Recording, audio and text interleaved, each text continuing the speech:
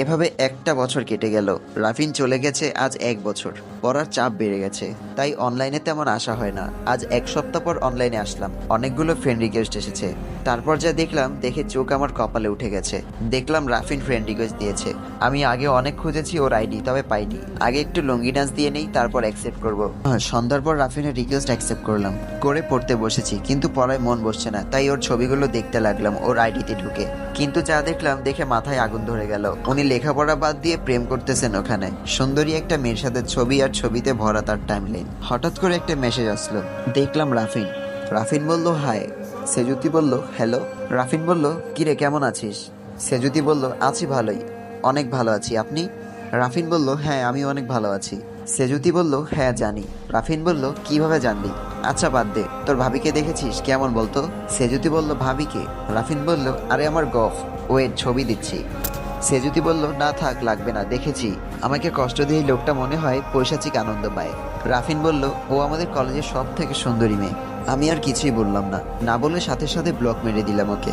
মনে মনে জিদ হলো আমার, আমি তোর গফের চেয়েও বেশি সুন্দরী হয়ে দেখাবো। একদিন তুই ঘুরবি আমার পিছনে, দেখিস। মনের ভেতর প্রচন্ড জিদ চেপে বসলো সুন্দরী হবার। জানি যদিও কাজটা সহজ না, তবুও যেই ভাবা সেই কাজ। নিজের প্রতি যত্ন নিতে শুরু করলাম।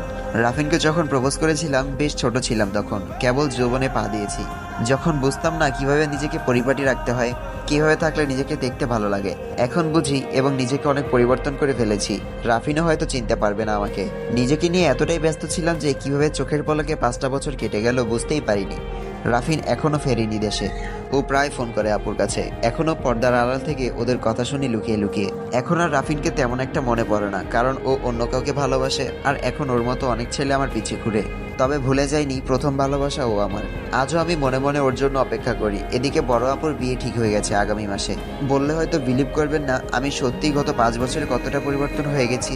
বাবা মা শুধু ভাবেন আমার এই পরিবর্তনের কারণ কি। বাড়িতে আপুর বিয়ের তোড়জোড় চলছে ভীষণভাবে। এর ভেতরে একটা ঘটনা ঘটেছে, সেটা তো আপনাদের বলাই হয়নি। আমার বিয়ে ঠিক হয়ে গেছে। আপুর বিয়ে 3 মাস পর আমার বিয়ে। ছেলে আপুরই এক ফ্রেন্ড, তার একটা কাহিনী আছে। রাফিন চলে যাওয়ার পর একটা ছেলে আমাকে সবসময় ফলো করতো। রাফিন চলে যাওয়ার পরে আমি রোজ কলেজে যাওয়ার সময় খেয়াল করতাম একটা ছেলে আমাকে ফলো করেছে।